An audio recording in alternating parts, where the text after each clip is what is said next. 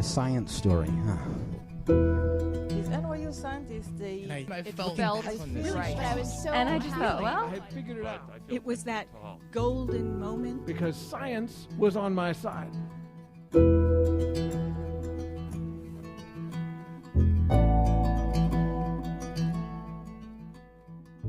Hi everyone, I'm Ben Lilly, and welcome to the Story Collider, where we bring you true personal stories about science. This week's story is from Amanda Duffy. It was recorded in March 2016 at AS 220 in Providence, Rhode Island, as part of Brain Week Rhode Island.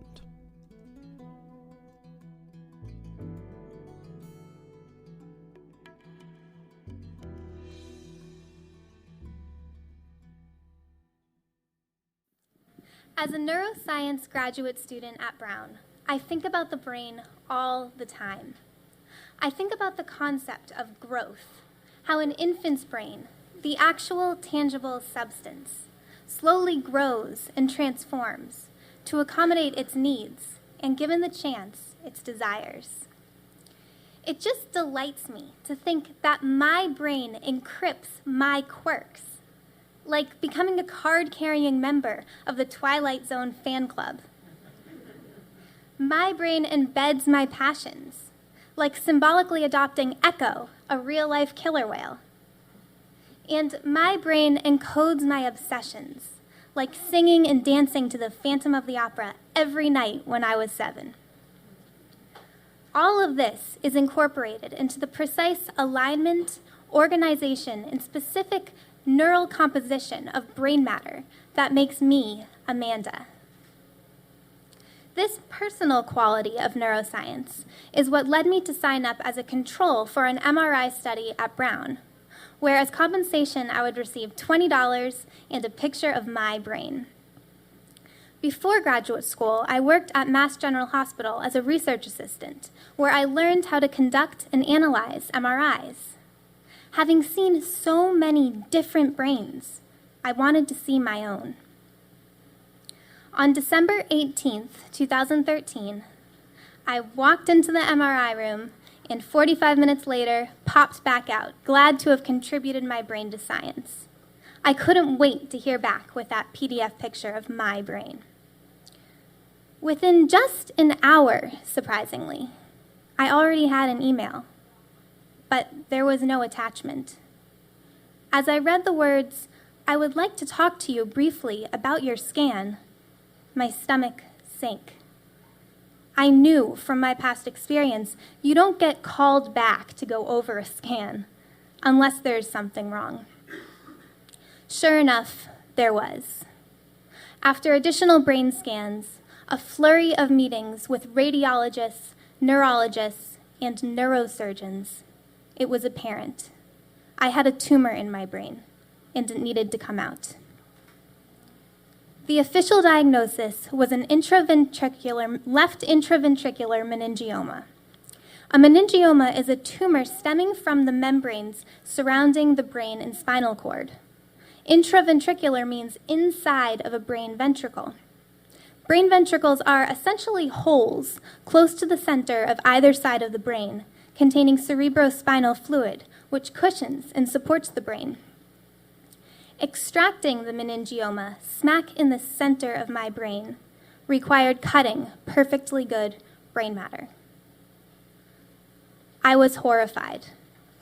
I was just starting to hit that point in grad school where things were starting to work. My experiments were beginning to flow. Not to mention, I was newly married and so happy. The plans I had for the rest of my life were just exploding. How could this happen now? The day of the surgery was May 8th, 2014. I walked into Mass General armed with my entire family. Isn't this ironic? I half joked to myself. Here I am, a neuroscience grad student, and I'm going in for brain surgery. After I checked in, the nurses came to get me, and suddenly it really hit. Oh goodness. This is happening. I struggled to hold back my tears while hugging and kissing my family goodbye. As I sat there alone waiting, my husband Max comes sauntering back in, smiling. he had asked if he could stay with me until I had to go into the actual OR. And that time we had to spend together was truly perfect. 6 hours and 40 minutes later, my amazing neurosurgeon resected 100% of my tumor. The incredible relief of the surgery, however, was interrupted by severe language, cognitive, comprehension, and overall logic impairments, as well as a persistent right visual field cut, meaning that all of you in this room, from about you all the way over to the right, simply didn't exist. I had also developed a very strange compilation of symptoms. When asked to write my name, I took the pencil and weakly scribbled nonsense. I looked at the pencil, understood that I needed to do something with it, but continually forgot what and how to write. When asked anything about numbers, I got so confused and overwhelmed, I just couldn't respond. Numbers were just familiar sounds. I also couldn't distinguish between my right and my left, and that my pointer finger was any different from my ring finger. All of these symptoms are deficits of a syndrome called Gerstmann syndrome.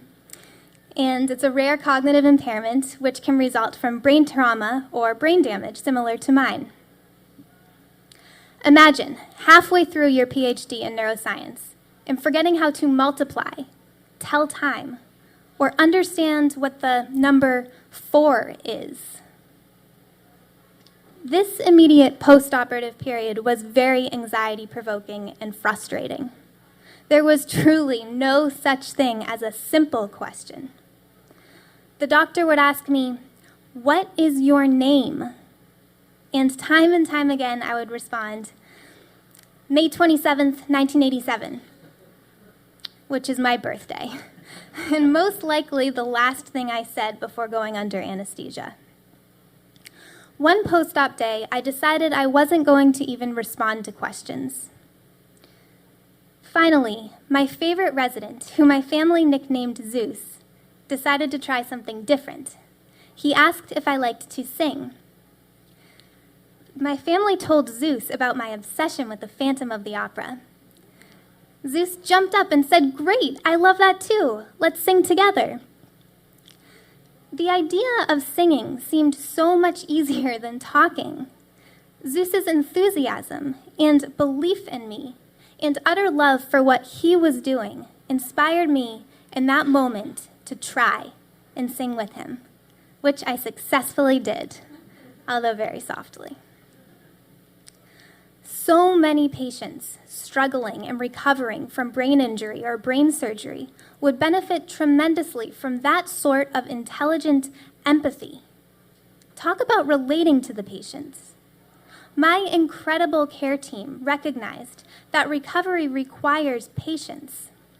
They slowly rephrased questions when I didn't understand and calmly repeated with me, encouraging me to try. Not only did my care team have an alacrity and drive to help me get better, but they also saw my anxious, exhausted, and overwhelmed family as part of the picture. They recognized that my family's comments and suggestions throughout this process were, in fact, helpful and informative. For example, one of the tasks that was a real challenge for me was, "Amanda, touch your nose." Every single time, I would smile and proudly poke the nose of whoever asked the question. My neurosurgeon, many doctors, many residents, basically anyone brave enough to face me and ask the question, got their nose bopped. Finally, after watching this over and over again, my husband Max said, "Try sitting next to her when you ask the question." Sure enough, when the resident across from me came and sat next to me, this new perspective and vantage point seemed so much easier for me to understand, and I bopped my own nose on command. Despite my benign diagnosis, it became brutally apparent that benign does not mean personally non-threatening. returning home and trying to jump back in felt more like trying to run through molasses.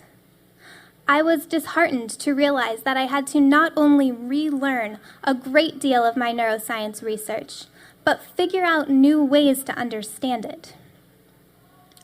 While most of my deficits have recovered, a few persist.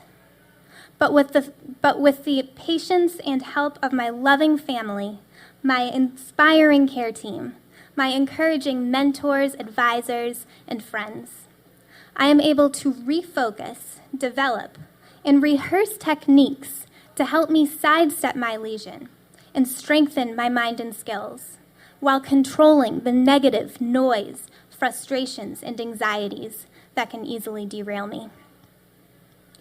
It is my whole experience that dictates my success story.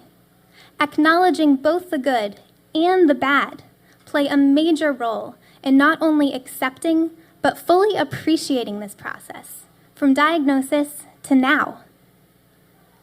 I now recognize that I am capable of continuing my pursuit to improve the world of neuroscience. That is truly an empowering feeling. Thank you.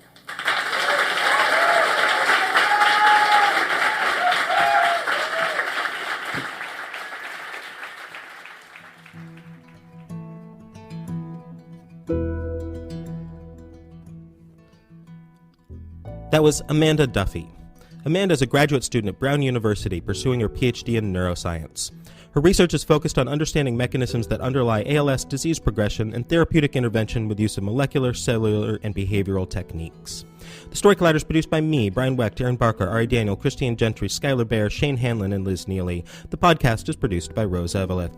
Additional help from Brooke Williams, Lana Groger, and Justin D'Ambrosio. The theme music is by Ghost. Special thanks to AS220 for hosting the show, to Brain Week Rhode Island for being amazing partners, and to Science for not having elections. Thanks for listening.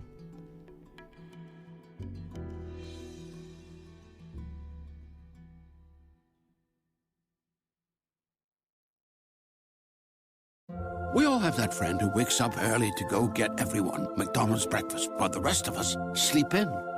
This is your sign to thank them. And if you're that friend, this is us saying thank you. Just a friendly reminder that right now, get any size iced coffee before 11 a.m. for just 99 cents. And a satisfying sausage McMuffin with egg is just $2.79. Price and participation may vary. Cannot be combined with any other offer or combo meal. Ba-da-ba-ba-ba.